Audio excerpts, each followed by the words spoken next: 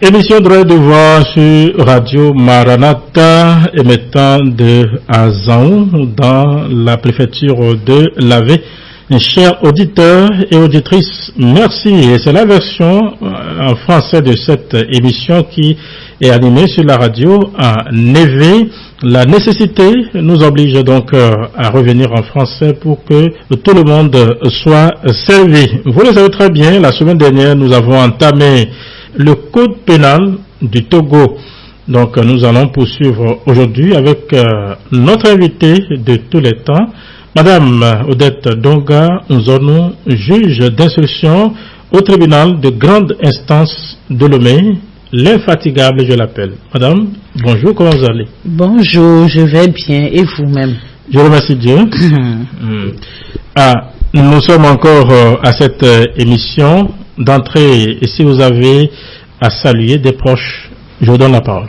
Merci beaucoup. Comme toujours, je voudrais rendre gloire à Dieu pour notre vie, à tous les deux, pour la bonne santé que nous avons et qui nous permet aujourd'hui de pouvoir animer encore une fois cette émission en français.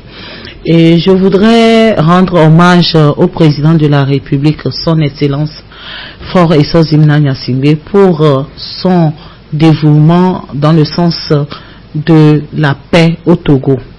Je voudrais saluer et remercier le directeur général de la radio Maranatha pour tout ce qu'il fait en faveur de la sensibilisation pour que le peuple togolais puisse connaître ses droits et devoirs.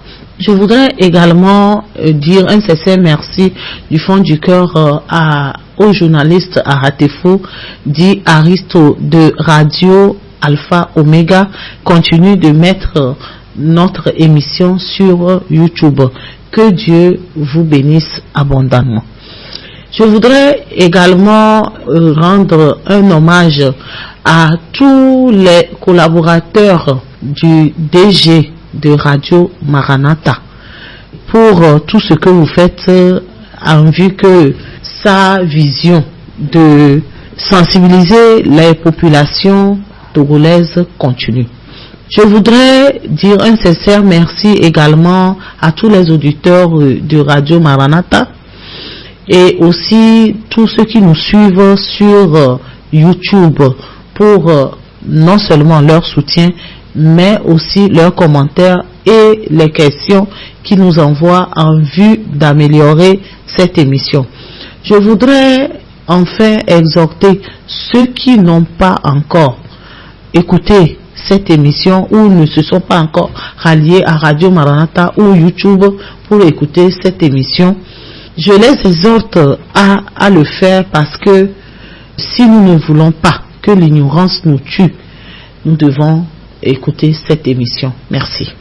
Merci à vous, Madame, pour ces mots de gratitude à l'endroit de ceux qui nous écoutent et à l'endroit également des grandes personnalités.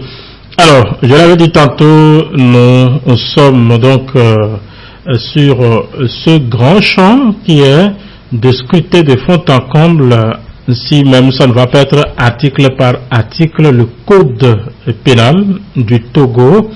Et madame, nous avions entamé ce gros document la semaine dernière. Nous sommes sur le 15e article. Hein, oui, c'est ça. Voilà, donc vous pouvez aller. Merci beaucoup. Je pense que la semaine passée, nous avons commencé la vulgarisation du code pénal et nous avons commencé par les dispositions générales. Donc nous avons évolué et nous étions sur le chapitre 2 de la responsabilité pénale, section 1 des dispositions générales. Article 15. On ne peut être responsable pénalement que de ses propres faits, actes ou omissions. Je m'explique. Et l'on ne peut pas être responsable pénalement des faits qui ont été commis par une autre personne. Si un homme ou le mari tue ou assassine quelqu'un, on ne peut pas venir tenir responsable pénalement sa femme. C'est très important. Ou vice versa. Ou peut-être un enfant qui est majeur tue ou vole, on ne peut pas venir tenir pénalement responsable. Je dis bien pénalement responsable parce que il y a une autre explication. Voilà. L'on peut être, un père peut être responsable civilement des faits ou des fautes commises par son enfant, ou peut-être un employeur peut être civilement responsable des fautes commises par son préposé, c'est-à-dire un salarié. Quelqu'un qui est sous notre responsabilité, s'il commet certains faits civilement, quand on dit civilement, c'est-à-dire que si par exemple un enfant est allé peut-être détruire ou gâter un bien d'autrui, ça veut dire que son papa ou sa maman peut venir en réparation de ce préjudice. C'est différent. Je dis bien c'est pénalement. C'est pour ça qu'il y aura des nuances aussi. Donc, l'article 16 dit est auteur de l'infraction la personne qui commet matériellement les faits incriminés ou fait appel à un être pénalement irresponsable pour la commettre ou contraint sciemment autrui à la commettre. Oui, j'explique. Nous disons que l'auteur de l'infraction, en réalité, c'est celui qui lui-même a commis l'infraction. Ou mieux encore, il n'a pas commis l'infraction de ses mains, ou il n'a pas omis de commettre un fait. Mais plutôt... Lui-même, il n'a pas agi. Il n'a pas agi, mais il sollicite un être pénalement irresponsable. Je donne l'exemple d'un enfant ou bien de quelqu'un qui est fou, un dégénéré, c'est-à-dire que quelqu'un qui mentalement parlant ne va pas bien et que vous qui êtes beaucoup plus responsable, vous l'envoyez d'aller commettre des faits. Un enfant envoyé par son parent ou son frère, sa soeur pour aller voler. Et donc, c'est-à-dire que vous êtes l'instigateur. C'est vous qui avez commandité. Oui, ou soit encore, c'est que vous contraignez une autre personne. C'est-à-dire, vous mettez la pression sur quelqu'un d'autre. Vous le menacez.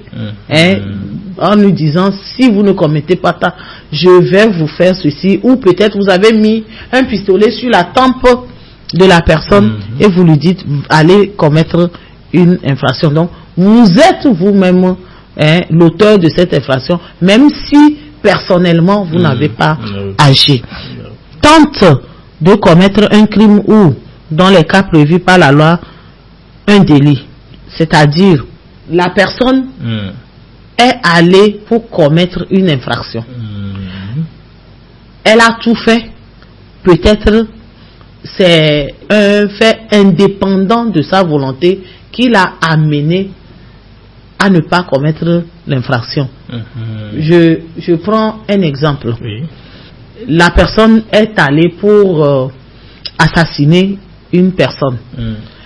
Maintenant, elle arrive, elle rentre dans la chambre et elle prend le pistolet ou le couteau, le coupe-coupe et tire dans le lit de la personne qui peut-être était sortie, avait pris soin de mettre les coussins. Donc c'est une tentative d'assassinat. C'est-à-dire la personne a tenté d'assassiner. Mais pour ce qui est des délits, ce n'est pas tout délit qu'on peut tenter. Pour qu'il y ait tentative d'un délit, il faut qu'on le dise.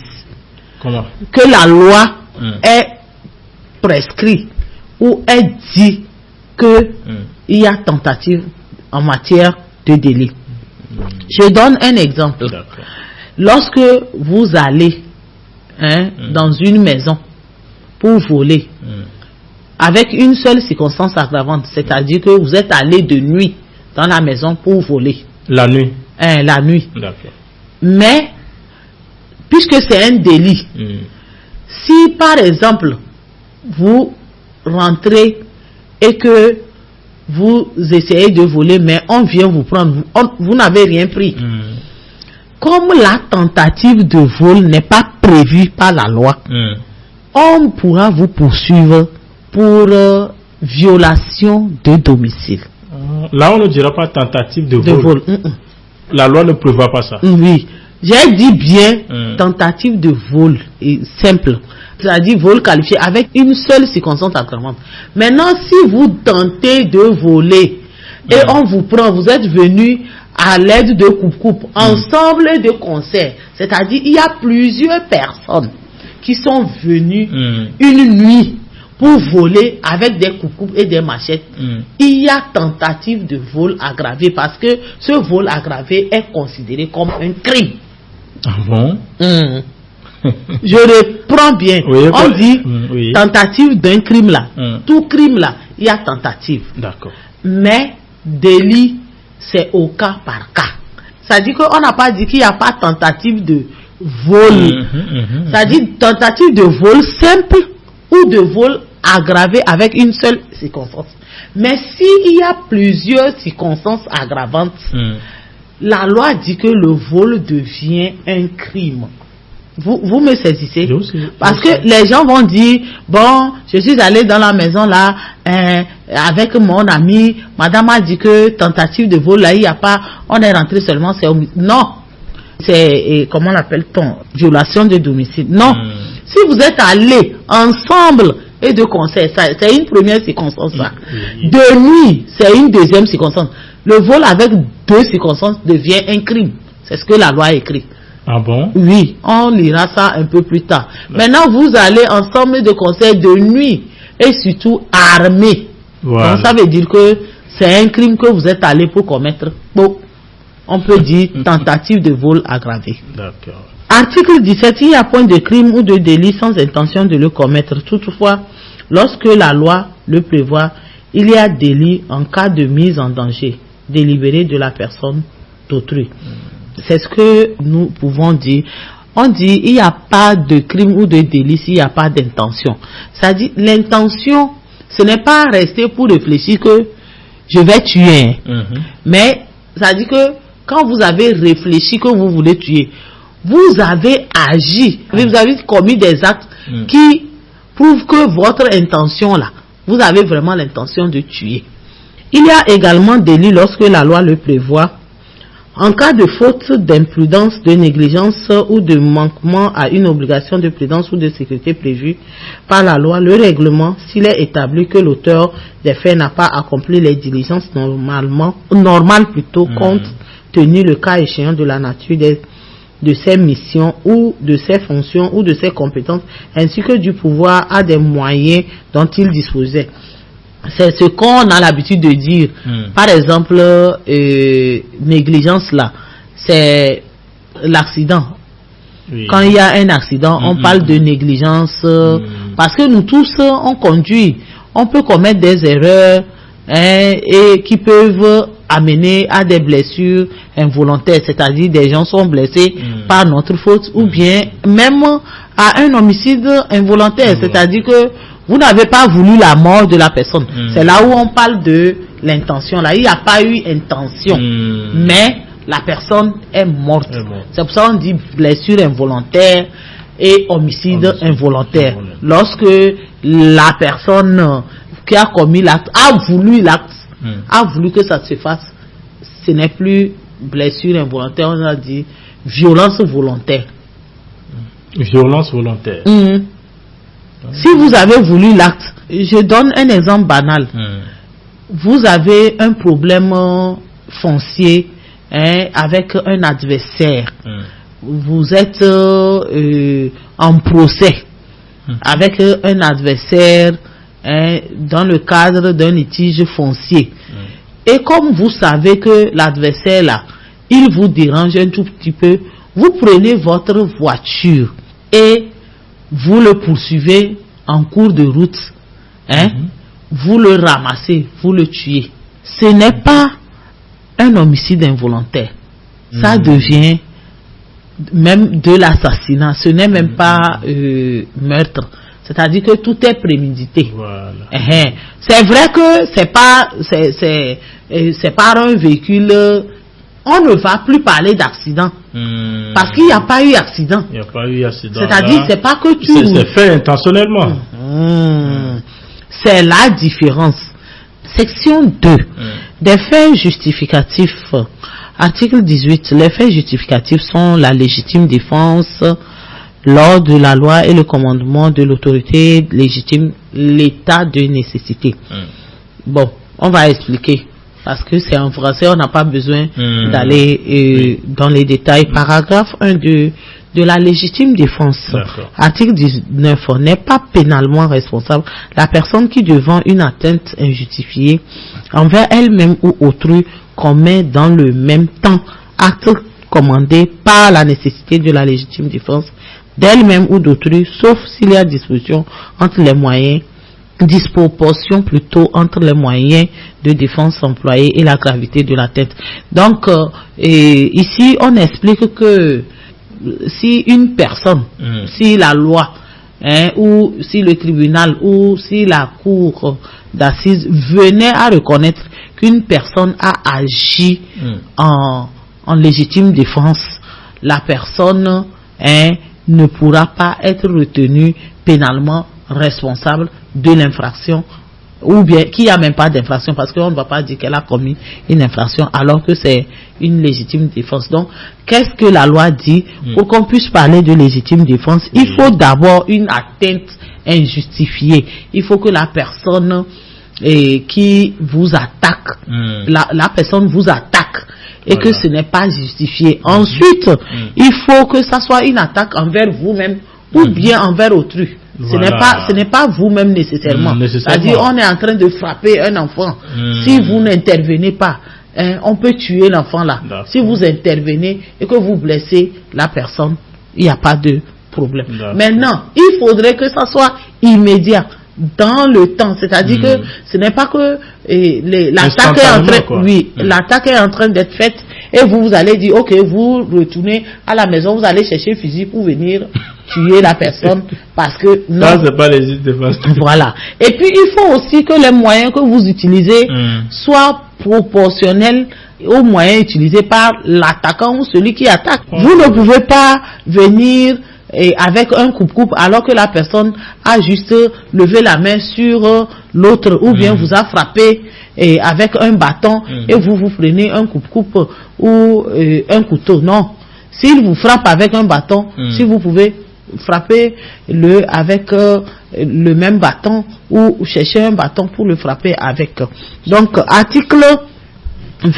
N'est pas pénalement responsable la personne qui, pour interrompre l'exécution d'un crime ou d'un délit contre un bien, commet un acte de défense autre qu'un homicide volontaire lorsque cet acte est strictement nécessaire au but poursuivi dès lors que les moyens employés sont proportionnés à la gravité de l'infraction. C'est ce que je venais d'expliquer. Mais ici, on parle de légitime défense aussi, et surtout que la personne a commis, comment l'appelle-t-on, une infraction qui n'est pas un crime, c'est un délit. C'est-à-dire, si la personne est en train de détruire un bien, d'attaquer un bien, mais vous pensez que si on le laisse, il va tout détruire, vous pouvez le blesser et puis le mettre hors d'état de nuire. Donc, c'est ce qui est dit ici. Mais on n'a pas dit de le tuer.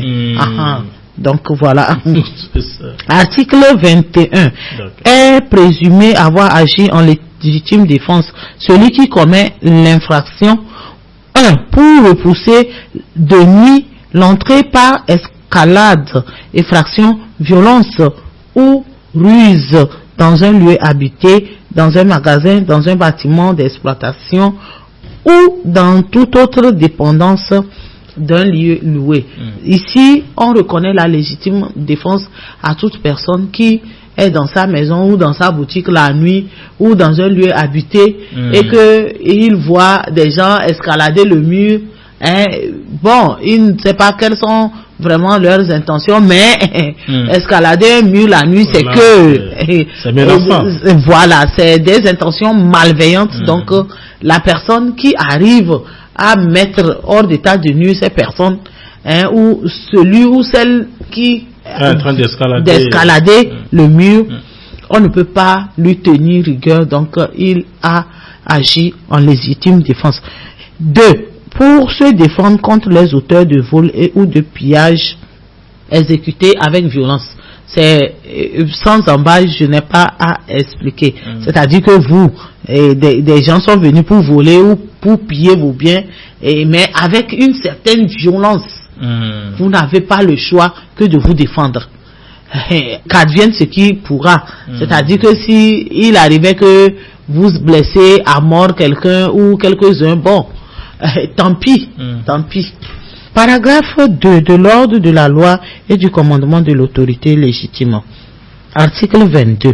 N'est pas pénalement responsable la personne qui commet un acte prescrit ou autorisé par des dispositions législatives ou réglementaires. Voilà. Si c'est prescrit et réglementé par la loi, si vous commettez une infraction comme ça, est-ce qu'on va encore parler des infractions même?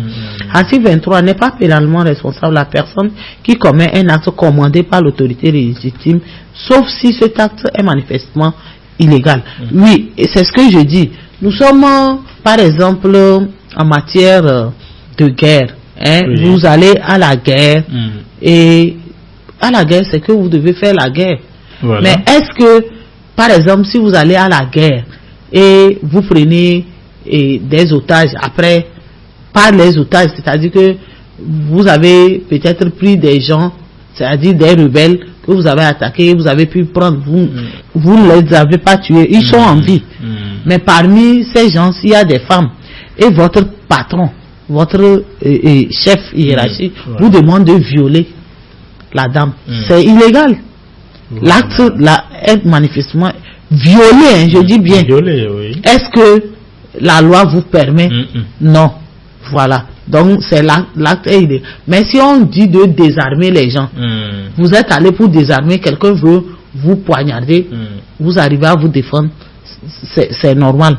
Et surtout que c'est votre patron qui vous dit, allez les désarmer. Vous n'avez rien fait de mal. Paragraphe 3 de l'état de nécessité. Article 24. N'est pas pénalement responsable la personne qui, face à un danger actuel ou imminent, qui la menace ou qui menace autrui ou un bien, commet un acte nécessaire à la sauvegarde, celle d'autrui ou du bien, sauf s'il y a disproportion entre les moyens employés et la gravité de la menace. On n'a pas à dire grand chose là-bas.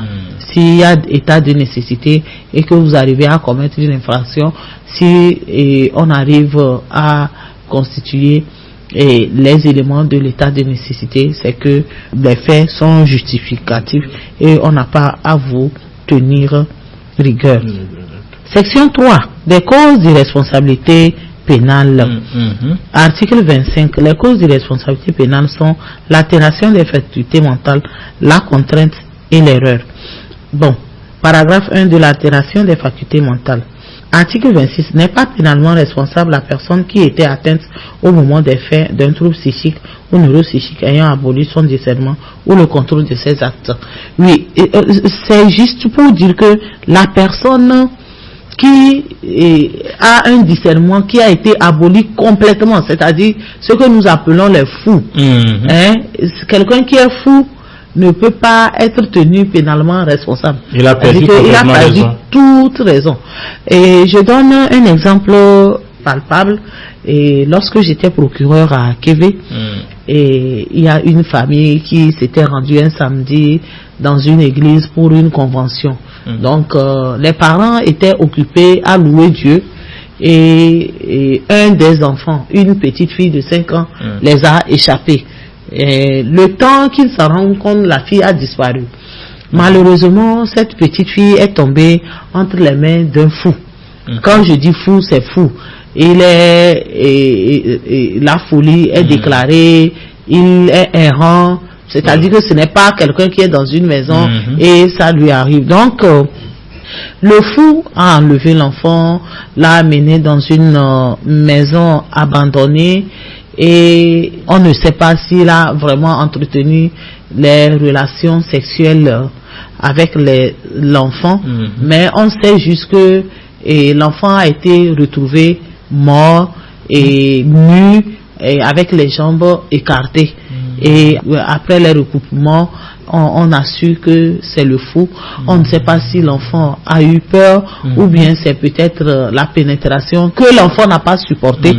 Mais tout compte fait, on a vu l'enfant était nu et on a su que c'était les œufs du fou.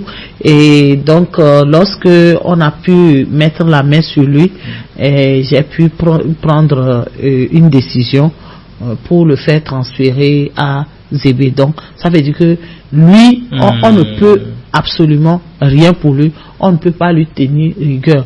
En principe, c'est que les fous ou bien les personnes de ce genre devaient être internées pour éviter de tels actes.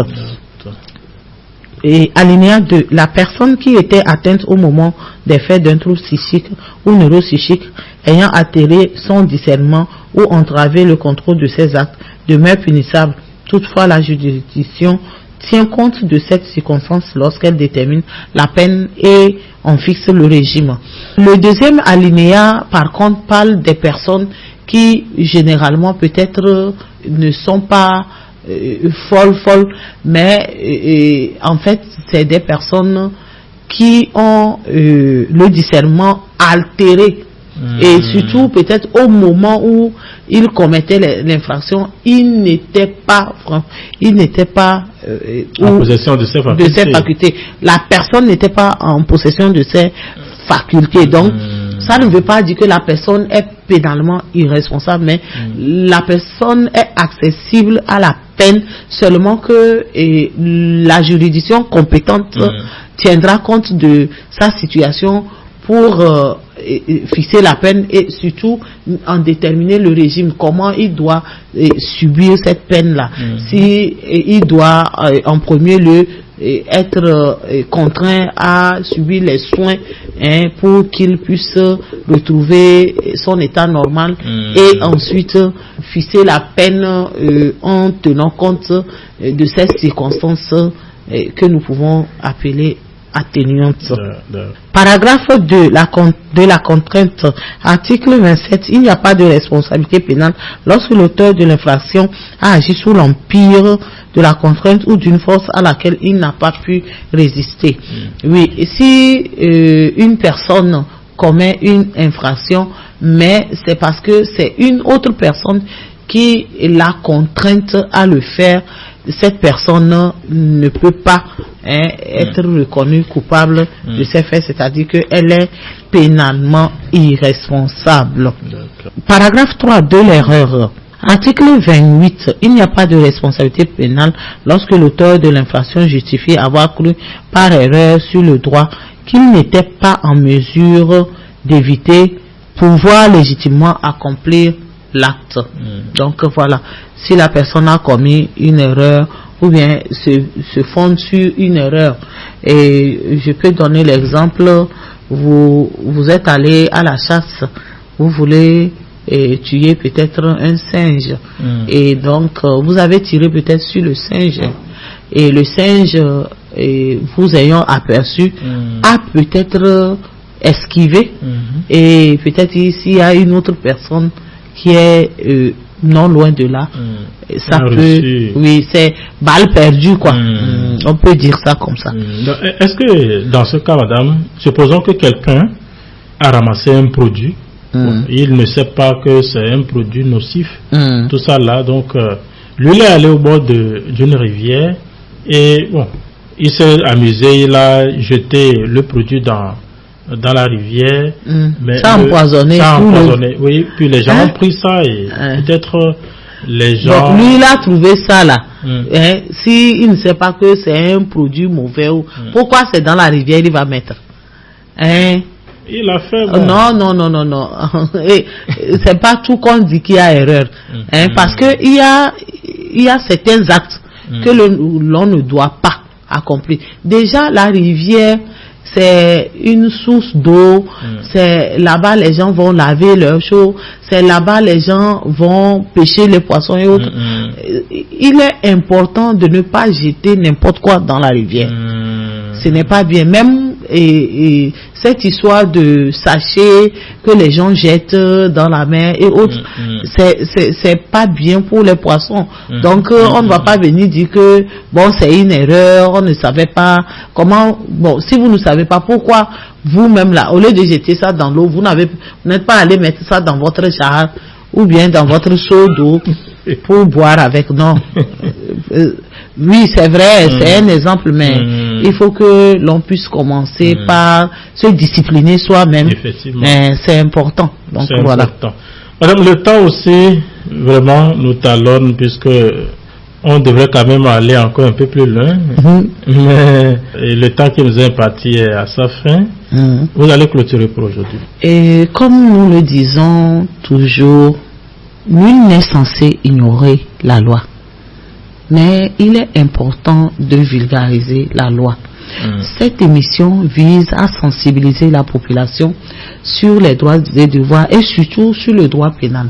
Donc, mon souhait est que tous ceux qui auront à écouter cette émission, que ce soit sur la radio ou surtout sur YouTube en passant par les réseaux sociaux, j'invite toutes ces personnes à mettre en pratique les enseignements et surtout partager l'émission pour que l'ignorance ne tue pas le peuple togolais ou tout le monde entier. Merci. Merci à vous, madame, pour votre disponibilité. Je rappelle que nous nous sommes entretenus, comme d'habitude, avec madame Odette Donga Nzonou, juge d'instruction au tribunal de grande instance de Lomé, dans cette émission Droit et devoir version en français que vous avez bien suivi. Je suis Philippe Adika. On se donne rendez-vous la semaine prochaine. À très vite.